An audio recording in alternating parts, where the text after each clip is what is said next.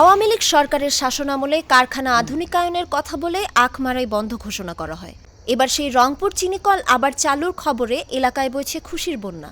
Rangpur sugar মিলটি দীর্ঘদিন যাবৎ বন্ধ থাকায় আমাদের এই এলাকাটা আসলে মঙ্গা এলাকা, এখানে ভারী কোনো শিল্প প্রতিষ্ঠান নাই। তো যাই হোক, পুনরায় আবার আমাদের অন্তর্বর্তী সরকার এই মিলটা চালু হওয়ার একটা সিদ্ধান্ত নিয়েছে, তাতে খুব খুশি লাগছে এবং ওনাকে ধন্যবাদ জানাই। যেভাবে উনি যে করছে তাতে খুব ভালো লাগছে।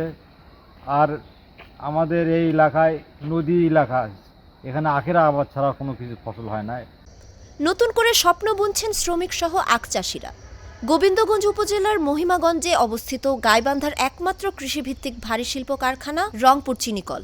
রংপুর সুগার মিলের মধ্যে রংপুর বিভাগের মধ্যে সবচেয়ে বড় সুগার মিল বিগত 2021 সালে বন্ধ হয়ে যায়। অন্তর্বর্তীকালীন সরকার মিল চালুর জন্য যে উদ্যোগ নিয়েছেন তাতে এলাকাবাসী এবং যারা আমার শ্রমজীবী সবাই খুশি। আলহামদুলিল্লাহ, আমরা সবাই খুশি। রংপুর চিনিকলের ব্যবস্থাপনা পরিচালক মাসুমা আক্তার জাহান জাগো নিউজকে বলেন, রংপুর চিনিকল সহ মারাই স্থগিতকৃত 6টি চিনিকল পুনরায় চালুর বিষয়টি আমিও শুনেছি। আধুনিকায়নের মাধ্যমে এই চিনিকলটি চালু হলে অবশ্যই লাভজনক অবস্থায় উন্নীত হবে, কারণ এখানকার মাটি ও পরিবেশ আখ চাষের জন্য খুবই উপযোগী।